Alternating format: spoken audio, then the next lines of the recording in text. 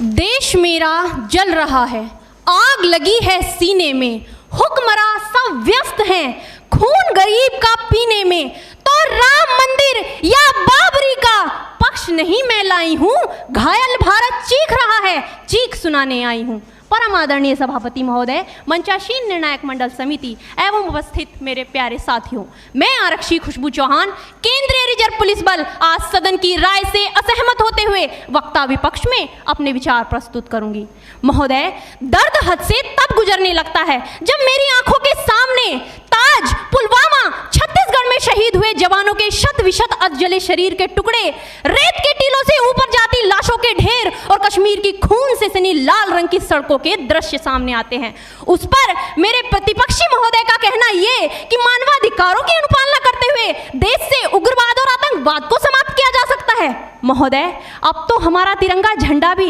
हमसे ये पूछने लगा है कि क्या बात है भारत, आजकल फहराने से ज्यादा मैं कफन में दफनाने के क्यों काम आ रहा हूं। महोदय, हृदय तो उस दिन फट गया जब बूढ़ी मां अपने बेटे के चिथड़ों को देखकर बोली कि साहब, आप तो भर्ती में 1 इंच भी कम नहीं लेते, मैं आधा शरीर कैसे ले लूं। महोदय, आज इन मानवाधिकारों के कारण इन आतंकियों के बंगलों की आकाओं की नाकफनी हंसती है और शहीद हुए हमारे जवानों के आंगन की तुलसी रोती है। जब एक शहीद हुए जवान की विधवा की वेदना चीख चीख कर ये कहती है कि प्यार भी भरपूर गया, मांग का सिंदूर गया, नन्हे नौनिहालों की लंगोटियां चली गई, छोटी छोटी बेटियों की चोटियां चली गई और आपके लिए तो एक आदमी मरा है साहब, मेरे घर की तो रोटियां ही चली गई। महोदय,